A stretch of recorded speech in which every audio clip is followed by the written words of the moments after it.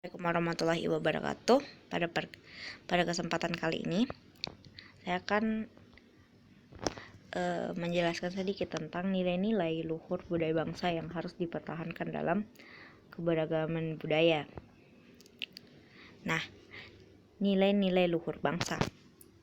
Nilai-nilai yang terkandung di dalamnya adalah nilai-nilai yang berkembang, berlaku, diakui, diyakini, dan disepakati untuk dilaksanakan oleh setiap warga masyarakat atau negara. Nilai-nilai yang terkandung di dalamnya, nilai-nilai tersebut menurut Eko Warni di 2010 tidak lain adalah nilai-nilai luhur atau supreme values yang merupakan pedoman hidup yang digunakan untuk mencapai derajat kemanusiaan yang lebih tinggi, hidup yang lebih bermanfaat, kedamaian, dan kebahagiaan. Kemanusiaan yang dimaksud adalah perikemanusiaan yang meliputi solidaritas sesama manusia, menghormati hakikat dan martabat manusia, kesetaraan dan tolong-menolong antar manusia, menghormati perbedaan dalam berbagai dimensi antar manusia, menciptakan kedamaian. Kemudian, budi pekerti sebagai nilai luhur adalah pilihan perilaku yang dibangun berdasarkan atas nilai-nilai yang diyakini sehingga sering diposisikan sebagai nilai instrumental atau cara mencapai sesuatu atau sikap terhadap sesuatu. Dengan budi pekerti, kita akan berbakti mengabdi dengan sepenuh jiwa raga kepada bangsa, dan kita bukan bangsa pencaci ataupun penghujat. Kemudian kita beralih ke slide berikutnya. Nah, apa itu keberagaman? Keberagaman dilihat lagi dari Indonesia. Indonesia ini adalah negara kepulauan yang memiliki keragaman budaya, ras, suku, bangsa, kepercayaan, agama, dan bahasa. Sesuai semboyan Bhinneka Tunggal Ika, maka meskipun memiliki keragaman budaya, Indonesia tetap satu.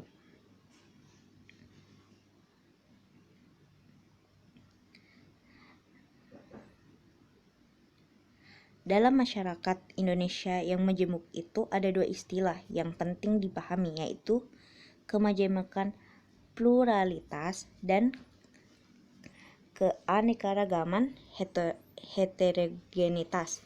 Dalam masyarakat Indonesia dapat dijumpai berbagai subkelompok masyarakat yang tidak bisa disatu kelompokkan atau satu dengan yang lainnya. Adanya tidak kurang dari 500 suku bangsa di Indonesia menegaskan kenyataan itu. Demikian pula halnya dengan kebudayaan mereka.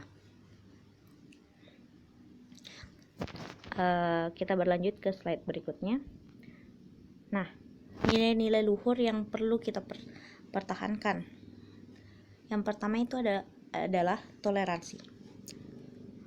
Toleransi bukan merupakan suatu kata asing yang jarang terdengar oleh sebagian besar masyarakat Indonesia. Pengertian toleransi dalam Kamus Besar Bahasa Indonesia atau KBBI adalah bersifat atau bersikap mendegang atau menghargai, membiarkan, membolehkan pendirian atau pendapat, pandangan, kepercayaan, kebiasaan, kelakuan, dan sebagainya yang berbeda atau bertentangan dengan pendirian sendiri. Nah, toleransi merupakan bentuk tertinggi akan sebuah keyakinan dan dapat menjadi sebuah kenyataan jika seseorang mengasumsikan perbedaan. Sikap toleransi biasa ditunjukkan seseorang dalam suatu perbedaan pendapat, budaya, ras, agama, suku, budaya, bahkan suatu bangsa. Toleransi yang dimaksud di sini yaitu toleransi yang akan terwujud dalam sistem multikulturalisme. Baik, berlanjut ke slide berikutnya. Nah, Nilai-nilai luhur yang perlu dipertahankan yang kedua yaitu bergotong royong. Gotong royong merupakan yaitu keberadaan tradisi gotong royong dalam kehidupan bangsa Indonesia ini sebagai warisan masa lalu yang ditransformasikan secara generasional atau traditional heritage, yang merupakan sebuah kearifan lokal atau local wisdom yang perlu dikembangkan dalam kehidupan generasi masa kini. Nilai gotong royong dapat dimanfaatkan secara positif dalam kehidupan untuk menggerakkan solidaritas sosial agar bangsa Indonesia mampu menghadapi tantangan perubahan zaman, globalitas, maupun berbagai hal yang mengancam kehidupan masyarakat seperti bencana alam, konflik sosial maupun politik. Gotong royong menjadi peranata untuk menggerakkan solidaritas masyarakat dan menciptakan koneksi sosial dalam kehidupan bangsa Indonesia. Konservasi nilai budaya gotong royong dalam kehidupan masa kini akan tetap relevan. Karena dengan semangat gotong royong, solidaritas masyarakat serta persatuan dan kesatuan bangsa akan tetap terpelihara. Nah, tradisi gotong royong ini bagian dari komitmen terhadap konservasi nilai budaya. Kita akan berlanjut ke slide berikutnya. Nah, slide ini yaitu nilai-nilai luhur yang perlu dipertahankan, yaitu tidak adanya diskriminasi. Banyak sekali diskriminasi yang terjadi saat ini, entah itu diskriminasi agama, budaya, ras, ataupun negara. Diskriminasi adalah sikap membedakan secara sengaja terhadap golongan-golongan yang berhubungan dengan kepentingan tertentu.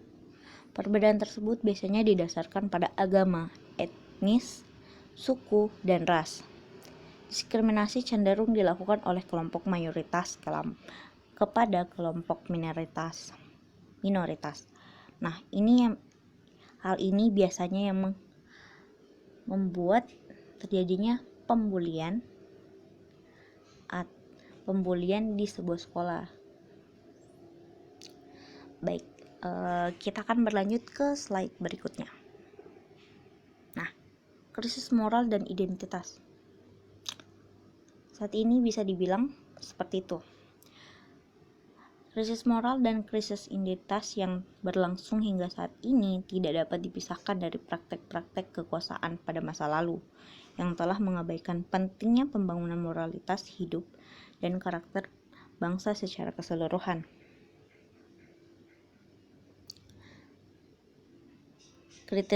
Krisis identitas yang dialami banyak negara secara langsung tidak mempunyai kaitan dengan proses globalisasi, seperti perkembangan pesat teknologi komputer dan internet yang telah membuka kemungkinan bagi siapa saja untuk mendapatkan ragam informasi yang tak terhingga.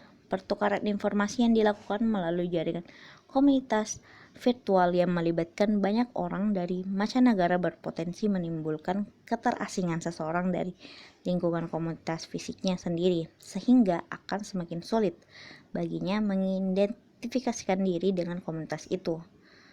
Sementara itu, warga masyarakat lain sekalipun tidak menggunakan akses langsung terhadap jaringan komunikasi global itu, secara tidak disadari sebenarnya juga terkena imbas pengaruh globalisasi melalui kecenderungan mengkonsumsi berbagai produk budaya yang berasal dari negara-negara maju. Menipisnya kesadaran bersama untuk mematuhi aturan-aturan yang baik untuk mencapai tujuan kelompok ini, atau dengan istilah lainnya, semangat disiplin moralitas kelompok, berarti semakin subutnya sifat individualitas dalam masyarakat. Nah, krisis moral dan krisis identitas yang berlangsung hingga saat ini tidak dapat dipisahkan dari praktek-praktek kekuasaan pada masa lalu yang telah mengabaikan pentingnya pembangunan moralitas hidup dan karakter bangsa secara keseluruhan. Pendidikan moral Pancasila memang telah diberikan melalui penataran terhadap hampir seluruh lapisan masyarakat di masa lalu. Tetapi hasilnya lebih banyak yang menyentuh tingkat kognisi dan hanya sekedar menjadi pengetahuan tentang moralitas teoritis sebagai dikatakan elol. Nah, itu tadi pemaparan dari saya. Sekian dan terima kasih. Wassalamualaikum warahmatullahi wabarakatuh.